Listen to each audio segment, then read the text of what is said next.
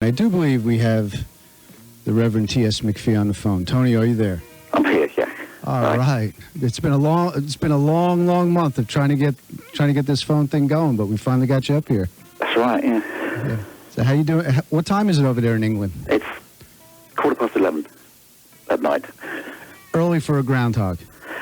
No, I'm a day person, actually. Okay. I generally go to bed at 10 if I'm not working.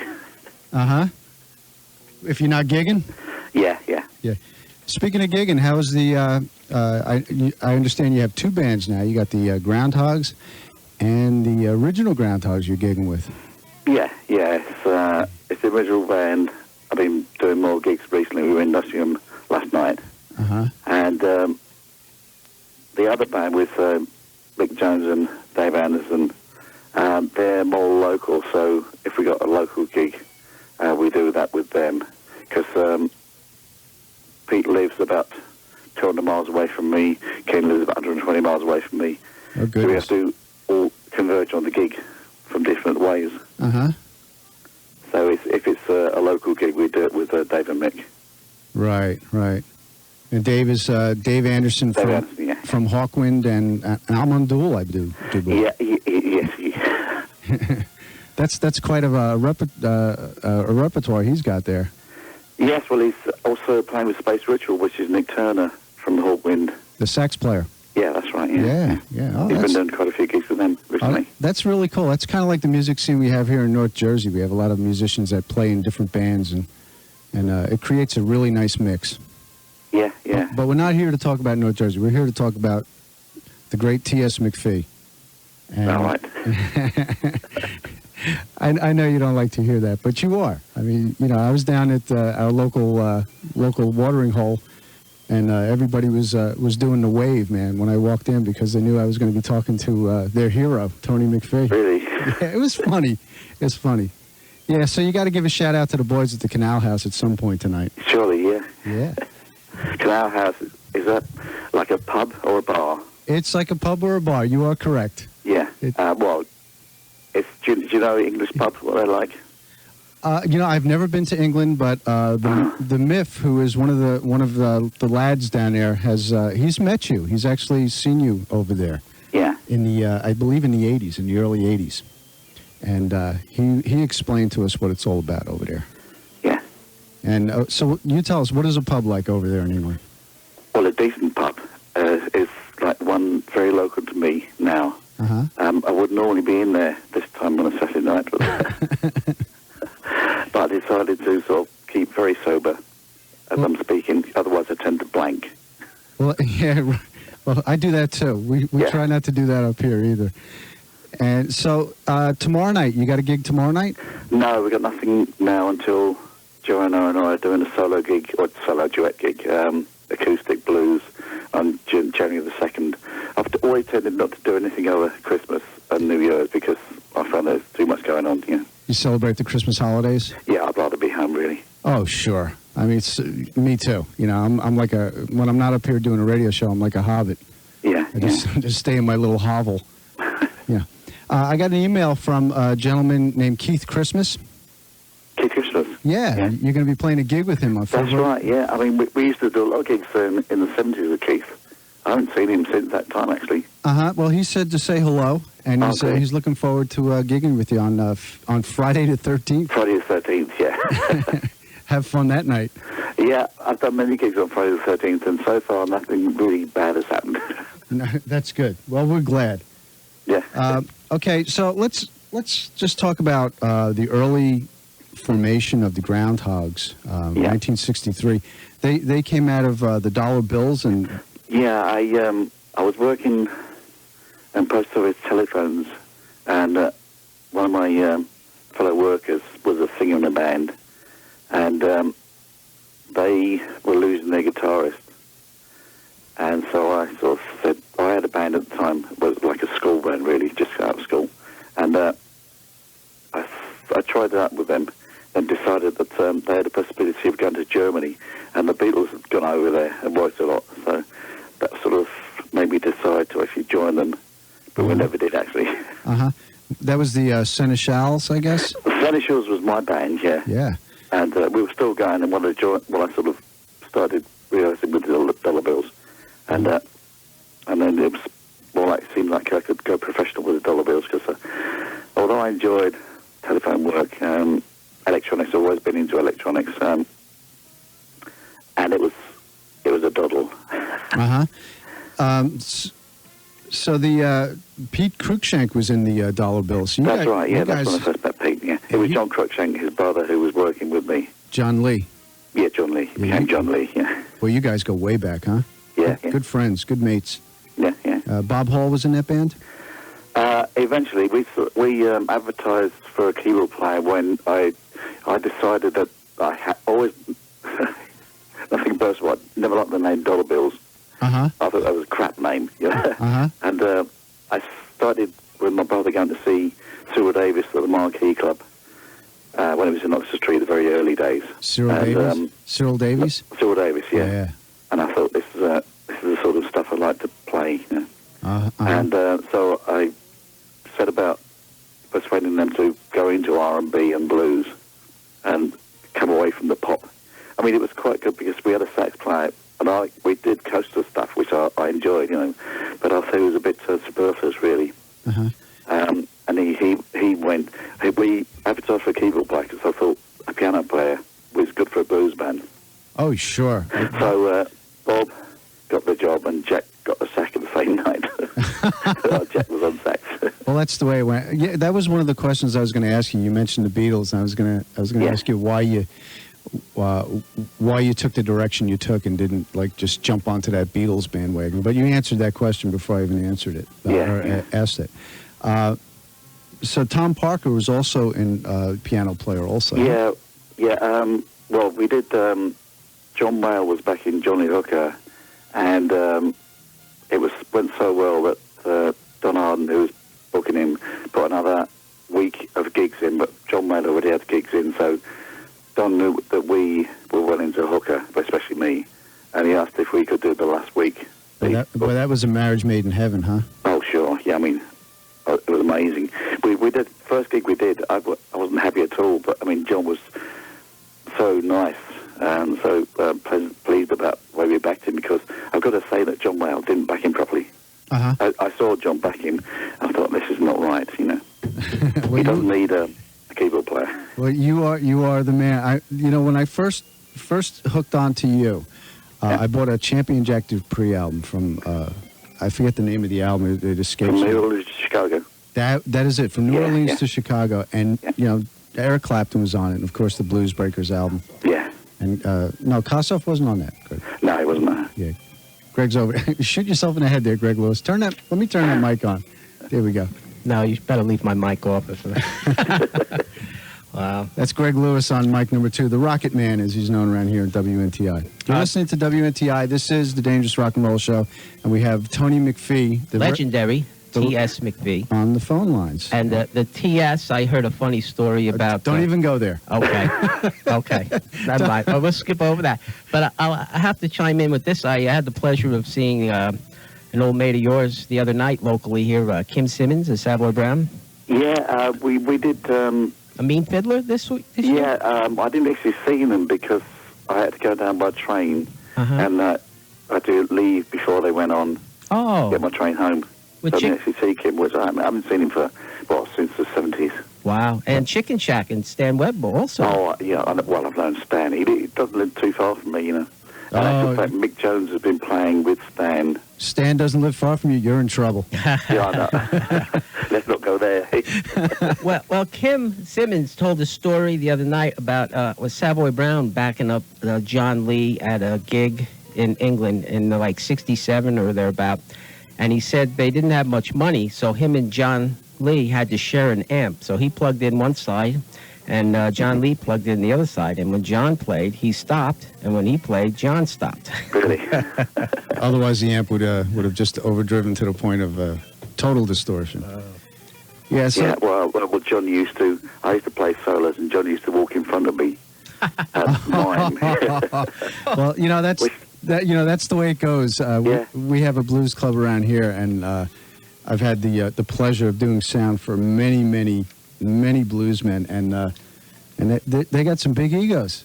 It's a pretty cool thing. John had a big ego. I mean, all the sort of dollar bills and the ties and things like that, but or the dollar signs, I should say. But he was a hell of a nice guy. Oh, he was great with us. I mean, I think it's well known that he's travelling in the van with us. You know, right. He preferred to do that.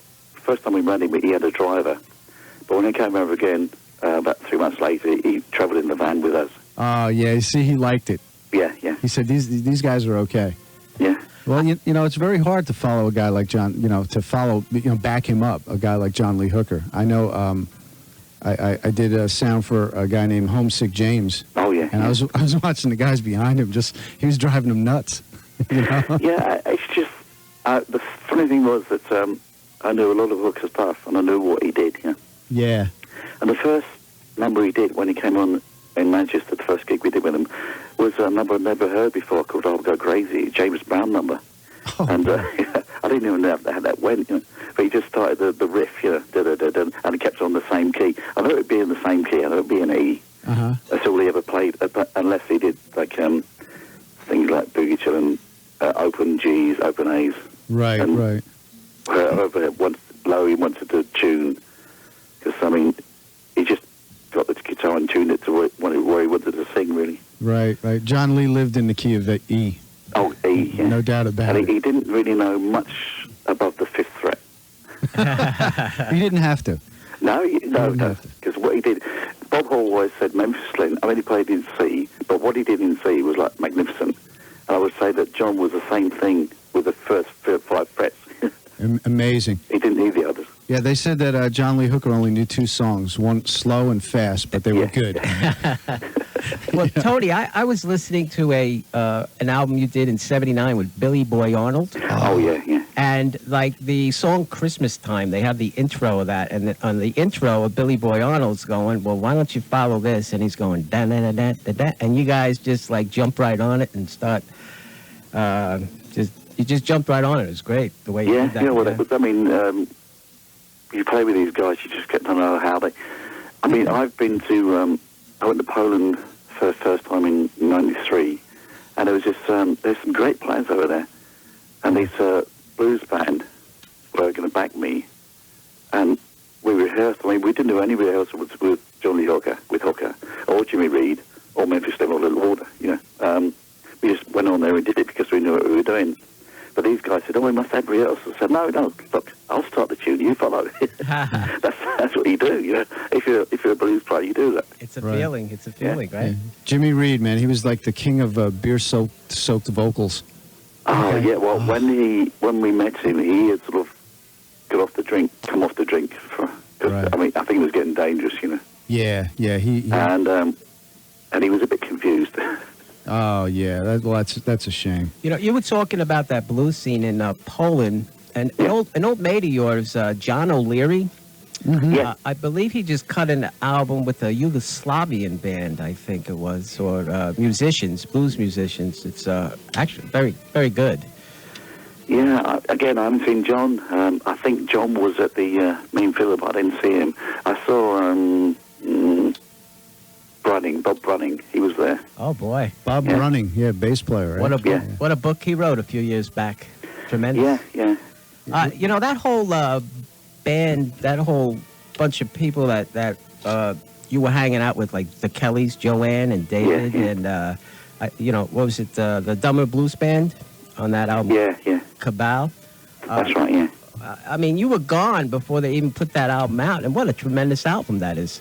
Yeah. I really enjoyed it. We actually brought in for a couple of tracks the Groundhogs brass section, which had gone down to 2 because we sort of had to have brass when Soul came in because that's the only way we could get work. It was a sad time, really. Well, you did some really nice albums with the one was called T.S. McPHEE and Friends. It was Joanne Kelly and a guy named Andy Fernbach.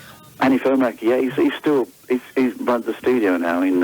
He's been recording the New Zealand band, the Datsuns. Oh. Have you heard of those? Yeah. And apparently they're sort of Groundhogs fans. No. We do get around. Well, I mean, we never played New Zealand, you know. I mean, we we only did one tour in the States, but I'm amazed that so many people know of us, you know. You know, it's kind of ironic that I'm sitting here with Mickster because I've only known Mick for a few years, but in 1972 we were both at the Poconos when the Groundhogs played there.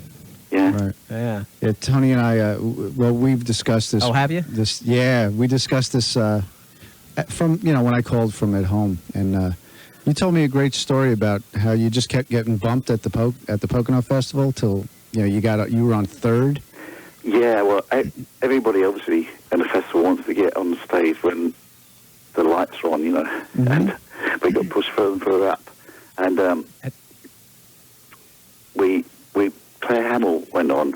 Yeah, the baseball blues. Yeah, and then we went on, and just as we were coming off, I felt a spot of rain, and the downpour it was a deluge, and they had to cancel the rest of the show until later on in the evening. So we actually got on national TV. Apparently, I didn't see it, but yeah. Well, yeah, I remember the Poconos well. There was a lot of people from my area that didn't go. They were going to go see you at another club, but you had you broke your wrist getting off the stage. No. I jumped off a horse. I mean, what happened? I was really annoyed when I got that. It said that I fell downstairs on the stage. No, what happened was that we had some days off, and there was a guy that used to roadie for Black Sabbath was with us.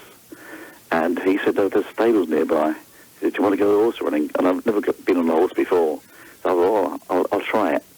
So the first day we went, and it was very nice and very slow.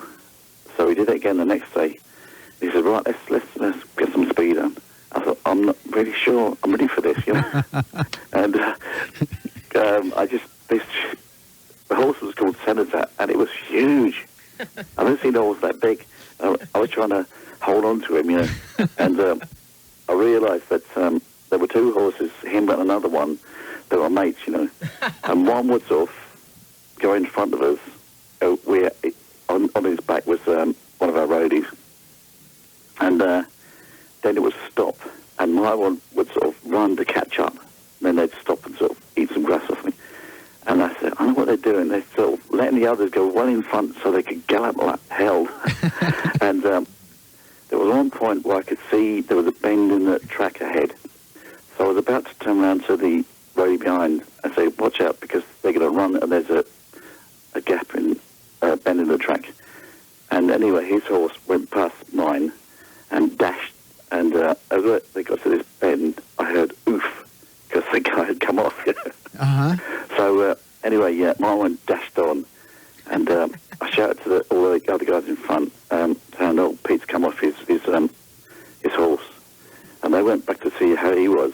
In the meantime, mine just bolted, and I knew there was a 4-lane freeway nearby, and I thought I had these visions, of the horse running on the road, and I didn't realise it was actually running back to the stables. I didn't know where we were, and also I was thinking of my head being knocked off by branches, and so I thought I'd get off, So I managed to sort of work my way back to this huge rump and jump off. And I put my arm down to sort of brace myself, and I heard something crack.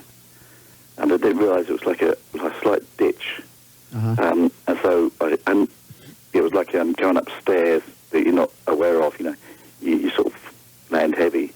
And I got up and I looked at my wrist, and there was like a right angle bend in it. I thought, oh, must have dislocated it. So I dropped my arm around a branch and then tried to pull my wrist, pull my hand back to shape.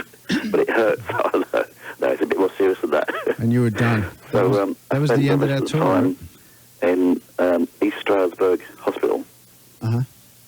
And then they took me home. Well, you remember the name of the hospital, too. Oh, yeah. Well, I still am. $15. Well, I don't, because what happened was the management hadn't put more, we don't understand these insurance things over here, because we have the National Health Service, but they'd only put paid for a month's insurance, and they hadn't renewed it because we'd done a month and we sort of extended the tour.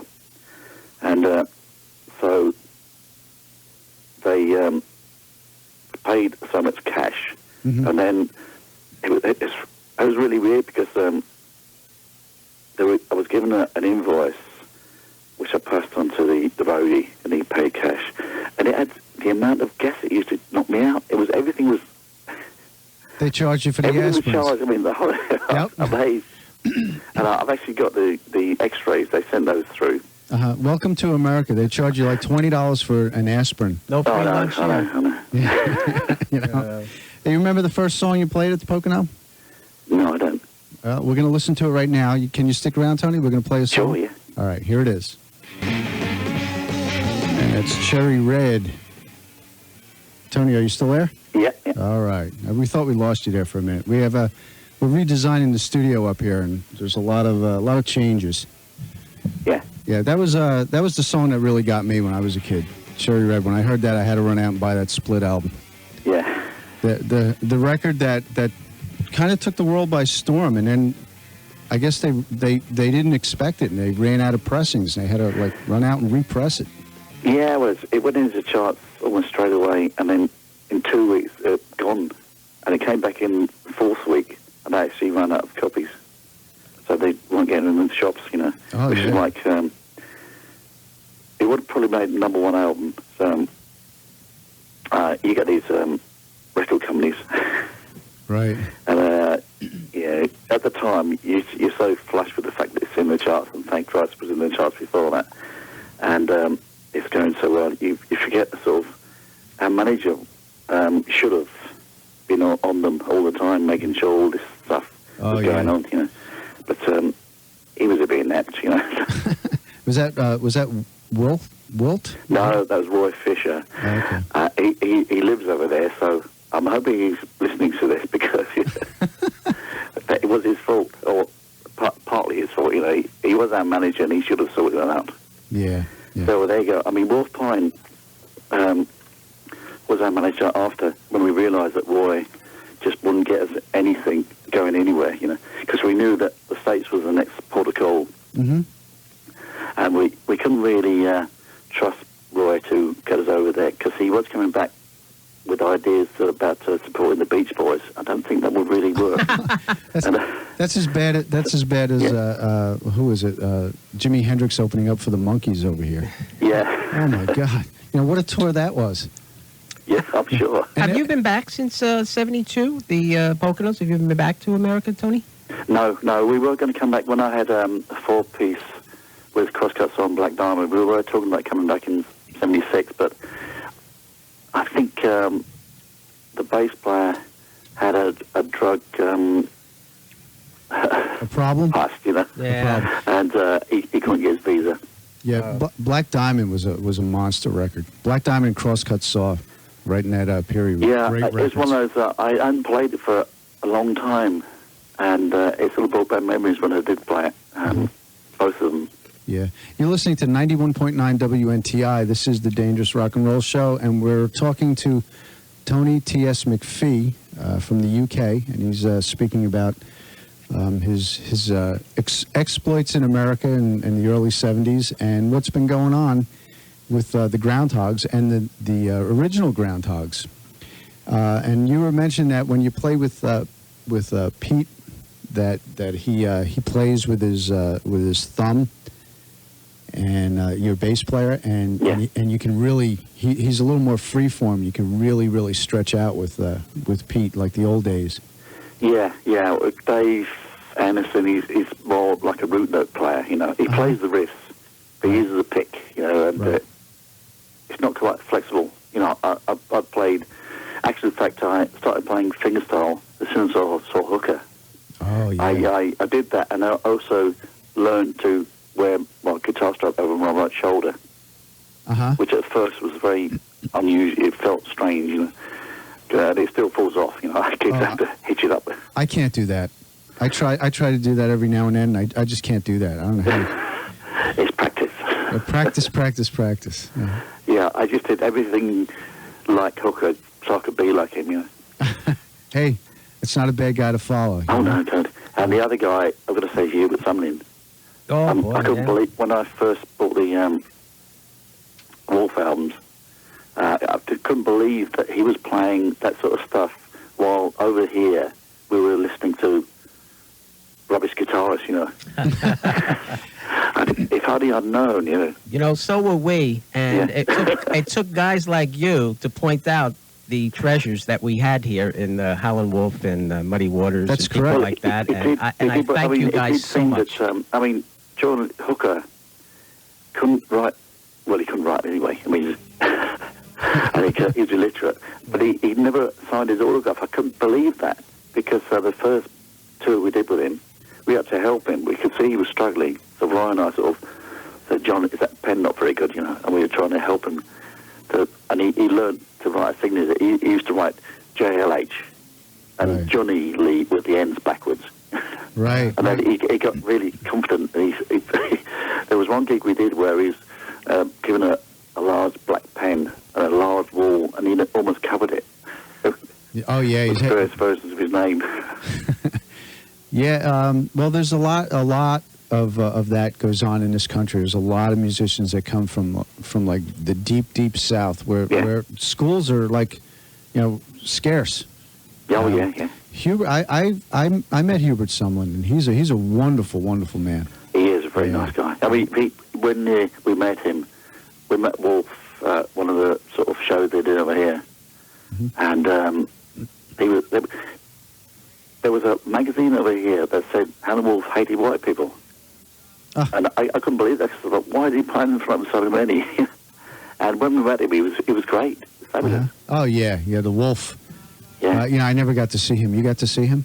Yeah, we went back to the hotel. I mean, we were standing in a hotel with John Estes, Howlin' Wolf, Gary Davis, Big all Bill. the people from it. I couldn't believe it. I was in heaven. I know those guys couldn't get work over here, so they went over to Europe. Big Bill, That's right, yeah. Big Bill Brunsey, was he with that? No, he No, wasn't. that's no. earlier. That was much earlier. Yeah. Yeah. How was Champion Jack Dupree to play with? He sounded like he was a lot of fun. Oh, he was great. Fantastic. You know, he was like Hooker. You know, he was so much fun and so gentleman. You know, they really were nice people. Yeah, and that one cut you did with Champion Jack Dupree, it's sort of like his little walking blues, and then you do the answer, the vocal answer, very much like Mickey Baker. Mickey Baker did that with him earlier. Yeah, that's right. And I was a bit sick, really, because when Jack said, I'm going to do this, I'm going to say this, and then you say this, I didn't realise that I should have butted in, like Mick Baker did, you know. When I heard his verse, I thought, that's what I should have done. But I left gaps, you know. I let him say his line, and then I'd sort of leave a couple of seconds and then say mine.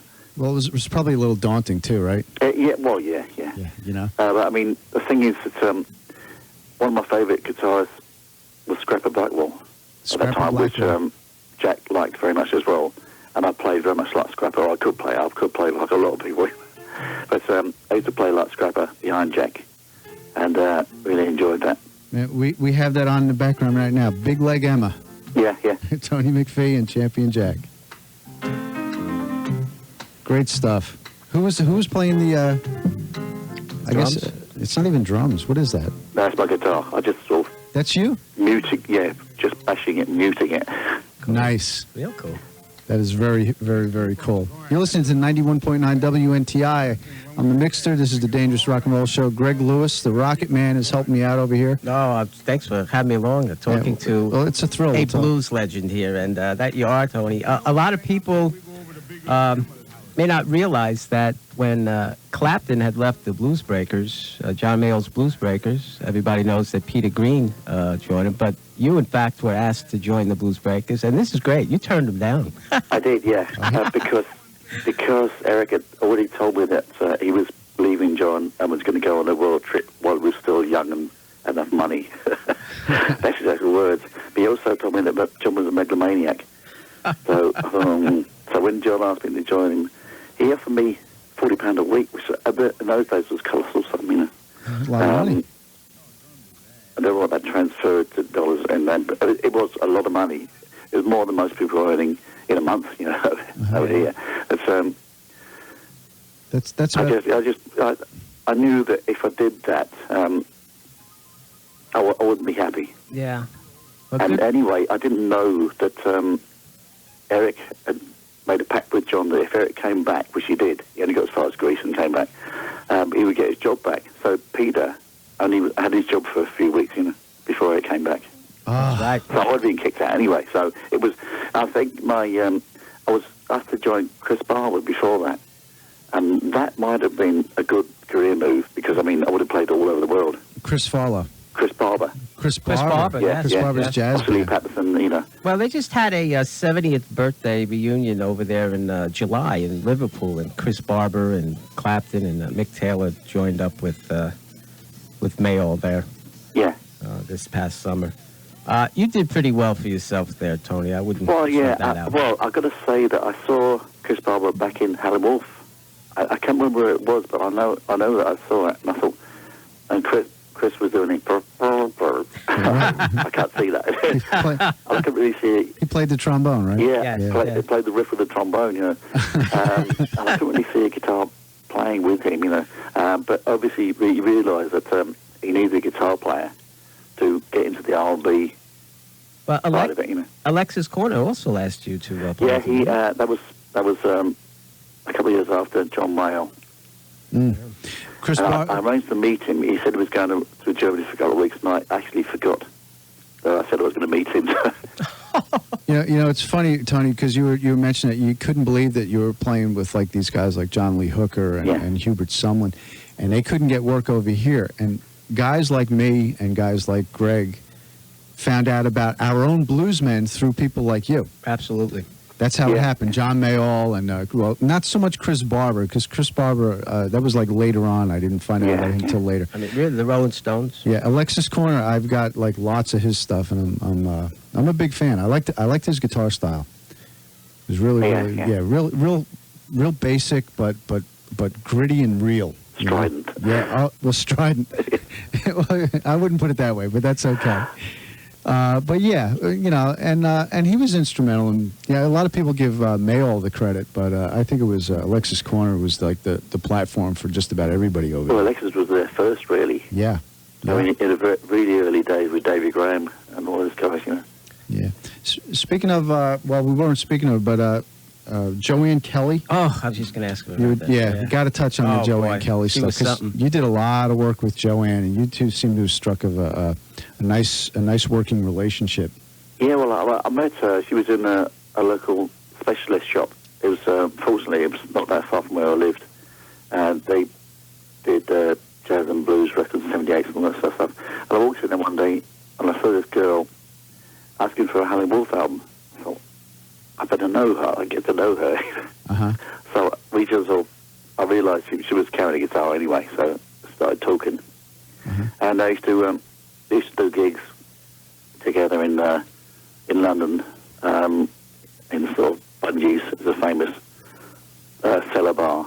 It's gone now, but it was very good. And we just hit it off because we both like Memphis Minnie.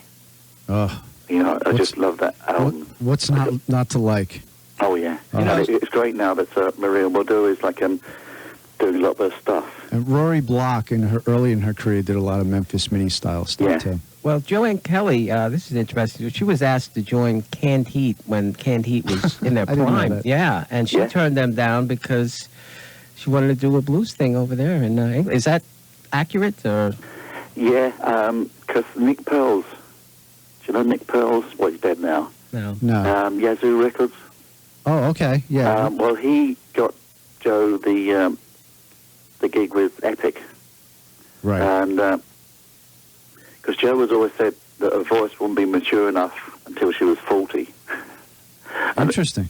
she was getting all the opportunities, and there was all of us still in the sidelines getting really jealous, Uh-huh. because she was got all these opportunities, and she was like just wasting them, really. Well, that Epic record that you put out is highly collectible these days. The voice I've didn't got match one. the body, though. No. The voice did not match the body. She was a small little girl, right? Yeah. Yeah. Yeah, I had the she did a Blue Goose record. There was a New York label that was owned by John McPHEE. Oh, John Hay, yeah. Yeah. That's the name from the past, yeah. Yeah, and she I did love it. this stuff, yeah. Oh yeah, he was. Well, it takes a long time to get John McPHEE because he's not real flashy, but he's a very important acoustic guitar player. Yeah. Well, Tony, listen, it's like 10 minutes to 7 here in the United States. I'm not quite sure what time it is there. 10 to 12. 10 to 12. It's time for you to get to bed, my friend. Oh, this is great. I'm very loose-tongued once it gets going. Yeah, I can talk a lot. All right, well, I've been told to shut up many times. Oh, keep it coming. It's fascinating. well, we'll go to the top of the hour because then we have to do our NPR.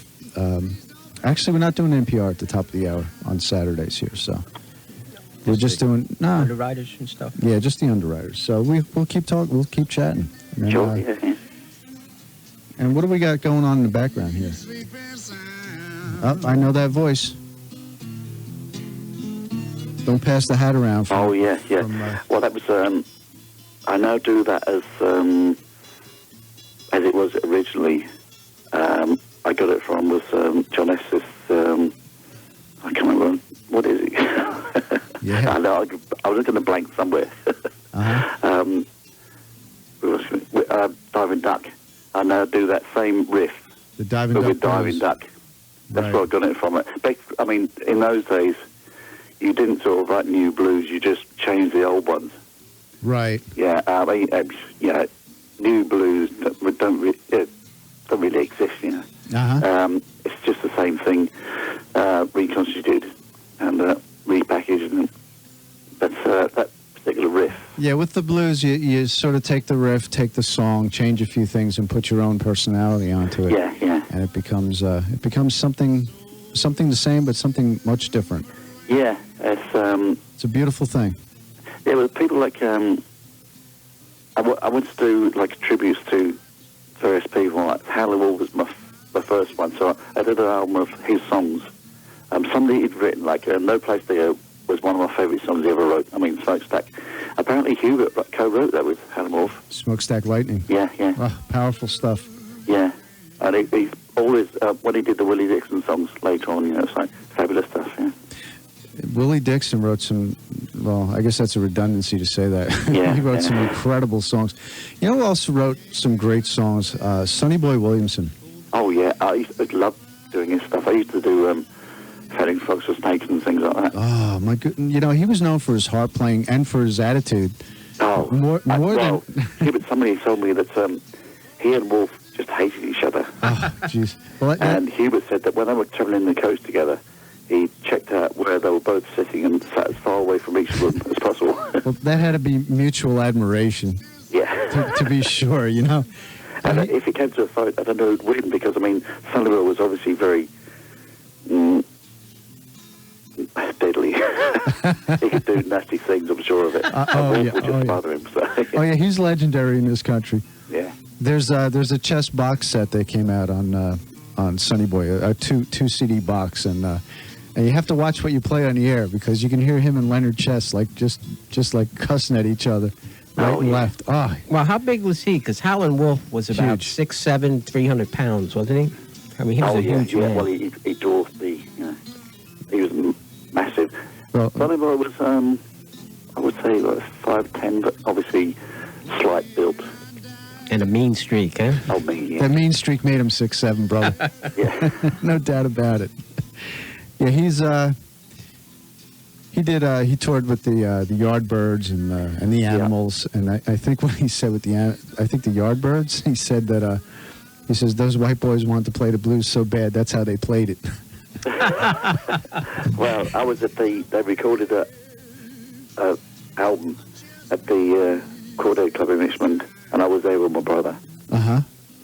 And they were doing 2 sets, and Keith Roth wanted to play guitar behind Sullivan so much that on the second set, he did. And Sullivan time I said, "Get a man his guitar back." Oh, yeah, you had the voice like Keith, that. I mean, Keith was a lovely guy, again, Uh-huh. But he was not much of a guitar player. He's got a harp player, but Sullivan wasn't impressed by his guitar playing. Yeah. All right, Tony. Well, listen, we're going to have to wrap this up. We thank you from the bottom of our hearts for taking this time out. It's great. Yeah. I mean, we have people coming over. We did a gig in London. I mean, people came from Boston. Oh yeah, years, I read that on your it was website. The guy's 50th birthday, and his wife. That was his present. I read that on the website. I was combing that website. Give the name of the URL for your website. thegroundhogs.co.uk. Okay, and then you can go there, and there's all kinds of good things you can check out from the website. You can email Tony right from there. Yeah. And I will attest. Two emails just about me. Yeah, and I will attest to it. He answers his emails. That's how we got you up here. That's right. Yeah. Will you come back to Hackettstown soon, Tony? Soon. That'd be nice. Yeah. We're not far from the Poconos. In fact, That's right. We broadcast up to the Poconos. Matter of fact, the hospital can hear us. No. They kept sending me these bills, and in the end, they sent me a sort of threatened me with a guy coming over to pick it up. I don't think he will. Yeah, they'll spend like $5,000 to collect $100. Yeah. That's the way it is. That's the way it works in this country. Yeah. All right. Well, we're closing into the top of the hour. We're going to have to take care of some business. Tony, we want to thank you again. Well, thanks very much. We have to do this again. Yeah. Well, I do hope we can make it over there sometime. Oh, that'd be just great. And one day this week, if you're available, I'm going to give you a call, and we can set up doing some radio IDs. Sure. If that's okay. Well, great. Merry Christmas, Tony. Well, same to you. All right. We got And a good New Year. We got 3 minutes. 3 minutes? Yeah. Well, Tony, I'm not shy at all, and I'm going to ask you to do one for me now. A radio ID. Could you say, hi, this is Tony Fee, and you're listening to Rocket Science with Greg? Sure, yeah. Go ahead. Okay. Hi, this is Tony J.S. McPHEE, and you listen to Rocket Science with Greg. Wow. All right, that's a keeper. Thank you. you. That's a keeper. Thanks, Tony. You're welcome. All right, I'll talk to you next week. Great. All right. Cheers. Cheers. Yeah, bye-bye. Bye.